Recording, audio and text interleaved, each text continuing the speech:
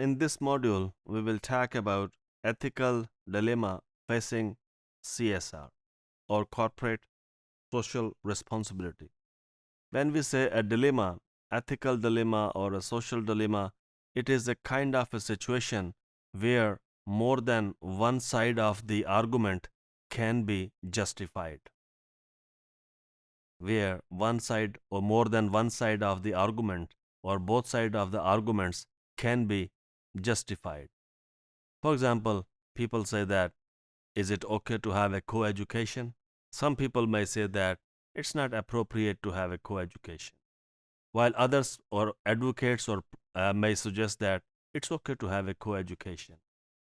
When both sides can be justified and there are arguments from both sides, it is not easy to make a decision.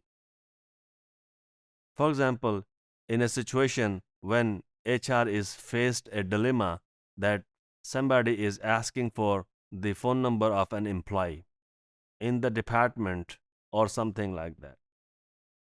Now, it is appropriate to pass on that personal phone number of the employee to someone in the department, even if it is for a business perspective. It's not an easy situation, and this is called a situation in the organizations which are known as ethical dilemmas.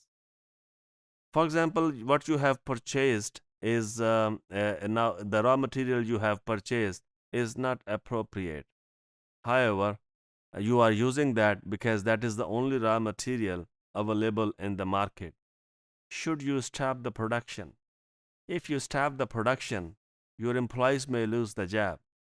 On the other hand, if you keep on manufacturing using that inappropriate raw material, it may affect people's health, or if it is something like clothes or shoes, it may affect the quality. What to do and what not to do? Should you continue or should you not continue? On the one hand, you have the jobs of the employees. On the other hand, you have the health of the customers. So these are the type of situations which are often referred to as ethical dilemmas. And many organizations face these ethical dilemmas. For example, lot of organizations they are using, they are actually marketing that they are selling tomatoes ketchup, and tomatoes are rarely seen in the organization. Employees have rarely seen tomatoes in the organization. However, on the television advertisement, you have seen that tomatoes are flying and they are coming from the farms, fresh tomatoes, and going into the bottle of ketchup.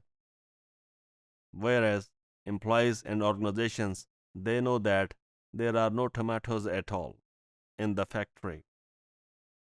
The people who are manufacturing these ketchups, they claim that there is no need of that because of the chemicals or because of the preservation or because of the manufacturing process. This is how the ketchup is manufactured all over the world. Should you do something else? Is it not your obligation not to show to the people that you are using the fresh tomatoes?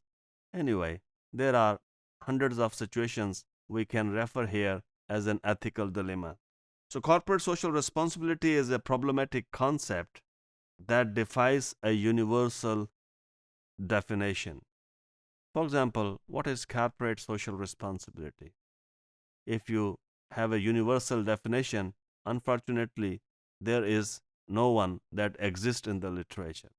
People do not agree that what can be a universal definition of corporate social responsibility. For example, how much they should invest in socially responsible activities. Even before that, how much they should invest or what portion of their income or what portion of their profit they should invest or give back to the society. Even prior to that, researchers and academics and practitioners have no consensus or agreement whether corporates have social responsibility or not. So, which an organization is managed in an ethical and socially responsible manner in order to achieve sustainable competitive advantage.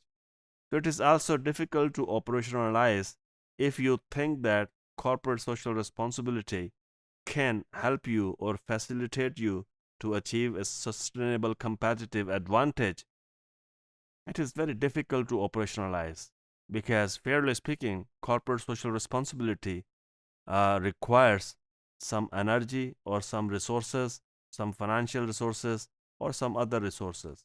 Should corporations or organizations invest those resources? If they do that, would it be beneficial for them, or would it be really help them or to achieve uh, or develop sustainable competitive advantage? It is a question which is far fetched to answer at this time. Thank you.